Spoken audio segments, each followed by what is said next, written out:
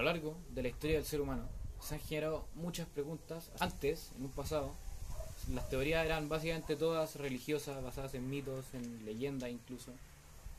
Pero vamos a ver cómo a medida que pasa el tiempo se van generando teorías cada vez más razonables, que buscaban explicaciones en la misma naturaleza. Y todo eso, todas esas ideas de qué es lo que está afuera, son los modelos cosmológicos. El primer modelo conocido en la historia del hombre fue el modelo geocéntrico, que como su nombre dice, pone al planeta Tierra en el centro de todo el universo. Este modelo fue creado primeramente en la Grecia precristiana. Hay muchos nombres que pueden salir a la vista cuando nombraron el modelo geocéntrico. Muchos ya conocidos y otros quizás no tanto. Esas personas son, en primer lugar, está Tales de Mileto. Este personaje es muy reconocido por su idea cosmológica de que veía la Tierra como un disco flotante sobre una inmensa masa de agua. Esto obviamente no respondía a muchas interrogantes que habían acerca de la estrella, el sol, la luna o otras cosas que se preguntaba la gente en ese momento, pero fue una gran revolución, ya que es la primera teoría la cual no le daba el crédito a los dioses o a los mitos de haber creado la Tierra, sino que creía que todo se creó por una fuerza natural proveniente de la naturaleza. Tales de Mileto veía que la base de la materia y la base del todo era el agua.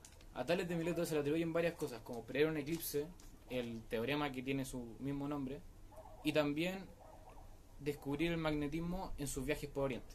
El segundo es Anaximandro de Mileto, quien es conocido como un filósofo especulativo, el cual especula que la Tierra es un disco plano con un grosor equivalente a un tercio de su diámetro. También propone que el cielo, el firmamento, está hecho a base de anillos ígneos, los cuales, gracias a que tienen forma de anillo, podemos ver los cuerpos celestes entre medio de estos. Anaximandro de Mileto también propone que la distancia de la Tierra a las estrellas es de 9 veces su diámetro, de la Tierra a la Luna 18 y de la Tierra al Sol 27 veces su diámetro.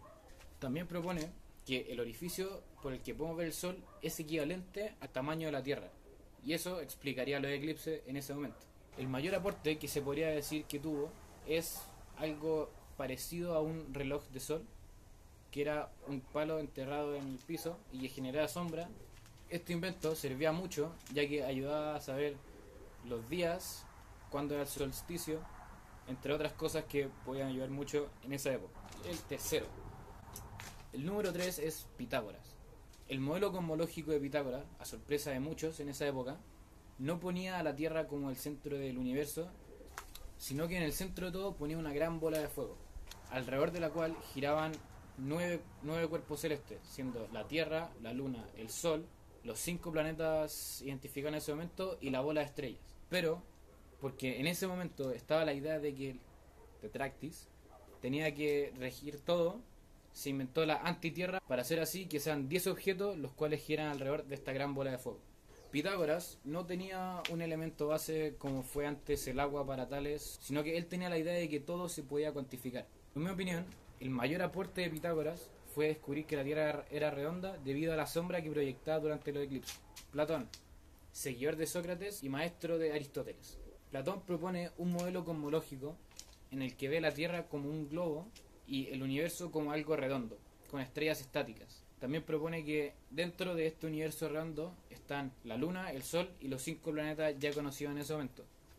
Y además cree firmemente en que la ciencia no tiene sentido si no se ve del lado de las ideas y en cambio se ve del lado de lo que él llama el mundo de las cosas. Esto generó una idea dualista, la cual también va de la mano con su idea de que cuerpo y alma son una cosa completamente diferente. El principal aporte, aunque quizás no fue un objeto, como fueron otros ejemplos, fue el pensamiento platónico, el cual ayudó más tarde, casi al siglo XX, a generar avances muy importantes en cuanto a la ciencia.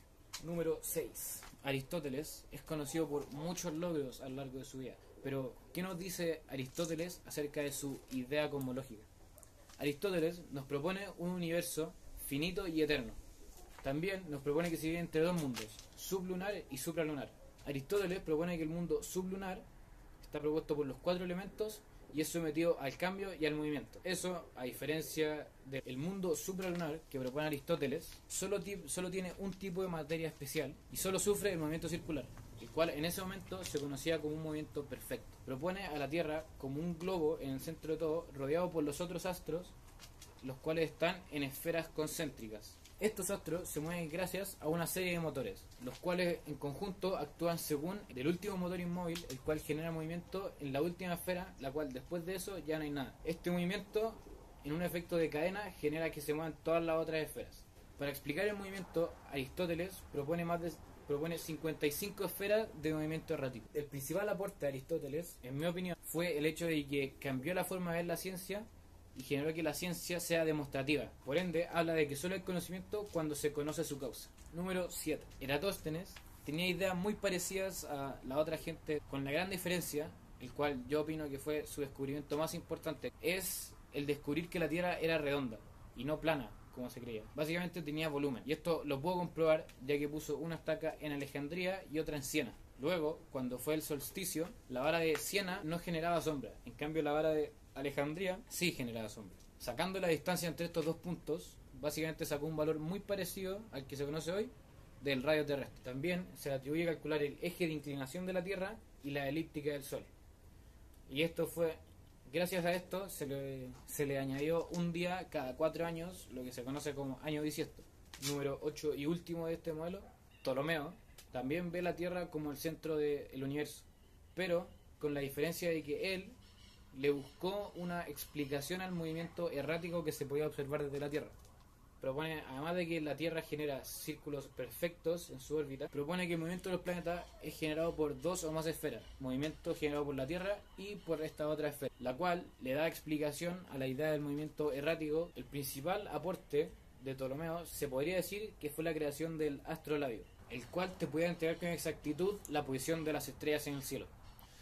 Segundo tipo de modelo heliocéntrico. El modelo heliocéntrico propone al Sol al centro de todo y no la Tierra. Hay varios pensadores los cuales propusieron sus propias ideas basándose en este modelo, los cuales son: en primer lugar está Aristarco de Samos, el cual vio mucho antes de todos los que propusieron otras ideas heliocéntricas, ya que obviamente, como era otra época, sus ideas fueron completamente descartadas por la iglesia, ya que se tenía mucha confianza en el modelo geocéntrico. Aristarco sacó varias conclusiones, como por ejemplo de que gracias a los eclipses se dio cuenta de que la luna tenía que estar entre el Sol y la Tierra, también que la luna era más pequeña que el Sol.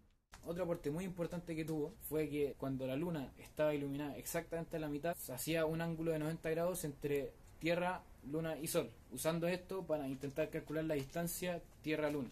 Aristarco proponía que la distancia Tierra-Luna era 20 veces el radio terrestre. Y si es verdad que, aunque ahora la idea que tenemos es muy diferente, eso fue únicamente por un error en la medición de los ángulos y un error de uso de alfa. El eclipse lunar, calculando el tiempo en que la luna se demoraba en entrar y salir de la sombra de la Tierra, concluyó que el recorrido durante el eclipse lunar era equivalente a 2 RC. Aristarco también sabía que el Sol era más grande que la Tierra, así que la sombra que generaba la Tierra era más parecida a un cilindro y no tanto como un cono.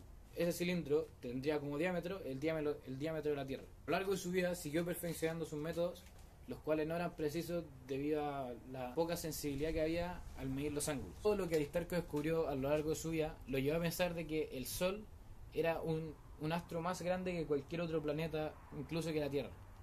Lo que lo llevó a pensar que el Sol era el centro de todo. Nicolás Copérnico, quien llegaría después de más de 1300 años más tarde que Aristarco, sería reconocido como el primer postulante de una teoría heliocéntrica coherente. Esa idea de que la Tierra no era el centro de todo, sino que era el Sol, obviamente generó mucha controversia entre su círculo de amigos astrónomos y no se expandió mucho debido a que solo se quedó en ese círculo. Esta idea obviamente lo puso en el centro de todas las miradas, algo que más tarde le costaría la vida.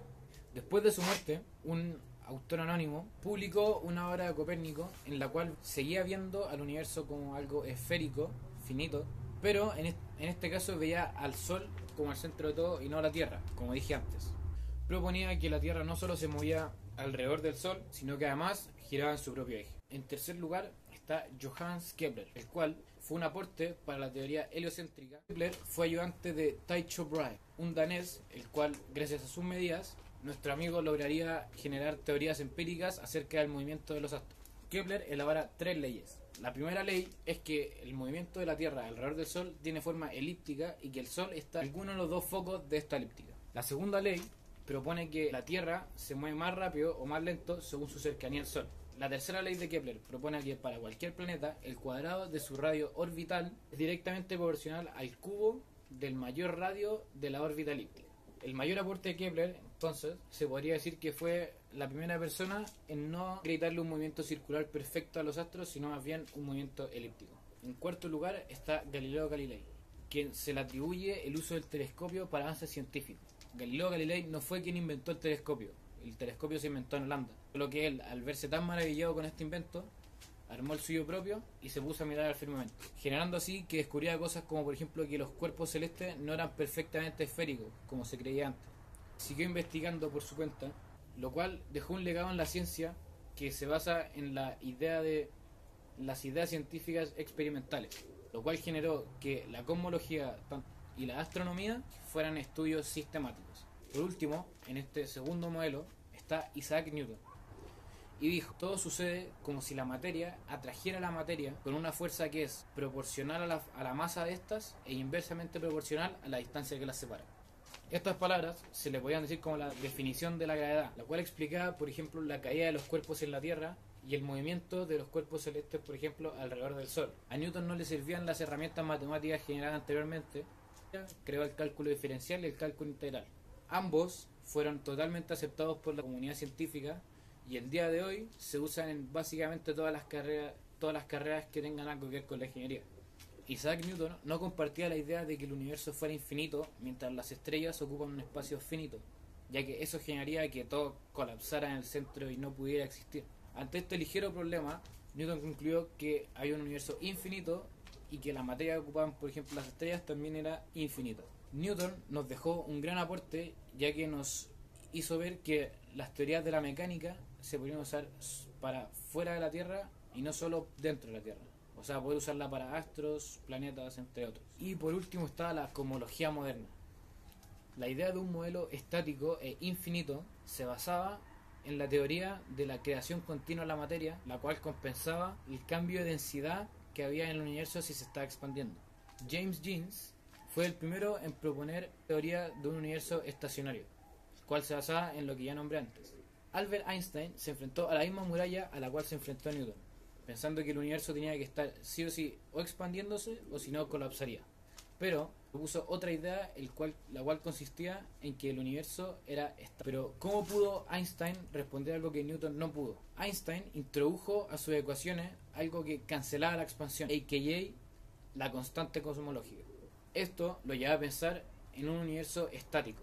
Einstein también es reconocido gracias a la teoría general de la relatividad, la cual se basaba en que la gravedad, o sea, la masa de los cuerpos, no generaba una fuerza, sino que generaba una deformación en el espacio-tiempo. El modelo dinámico y finito se basaba en la teoría de Doppler, viendo que la luz recibida por las estrellas generaba un corrimiento hacia el rojo. Esto significa, en la ley de Doppler, que quien emite las ondas se está alejando de quien las recibe. Esto generó la teoría de que el universo está en expansión, descartando, se podría decir, lo que dijo Albert Einstein en un pasado. Esto llevó al sacerdote belga Georges Lemaitre a pensar en que si se retrocedía el tiempo, toda la materia se iría uniendo en un mismo punto, generando así la teoría que se conoce hoy en día como Big Bang. Al otro lado de nuestro sacerdote belga está el científico soviético Alexander Friedman, quien, al eliminar la constante cosmológica de las ecuaciones, obtuvo muchos resultados, entre estos que el universo efectivamente está en expansión. Si hay relativamente poca materia, la atracción gravitatoria mutúa entre las galaxias, generando una recesión en el movimiento, disminuyéndolo, pero aún así generando que haya expansión, llegando a la conclusión de que hay un universo cerrado finito en expansión. Fred Hoyle, junto a Thomas Gold y Hernán Bondi, con el fin de refutar la teoría del Big Bang, descartando la teoría de que efectivamente el universo tiene un origen, proponen que las galaxias se están alejando entre sí, pero en un universo estático. Por ende, el universo no tendría origen, como decía antes el sacerdote belga, la cual más tarde sería comprobado experimentalmente por Hubble. Hoy en día la tecnología ha ayudado muchísimo al conocimiento cosmológico. De hecho, hay un proyecto el cual se llama Sloan Digital Sky Survey, el cual busca medir la densidad del universo y el corrimiento del rojo de las estrellas. Eso podría ayudar a confirmar teorías de las cuales ya hablé antes.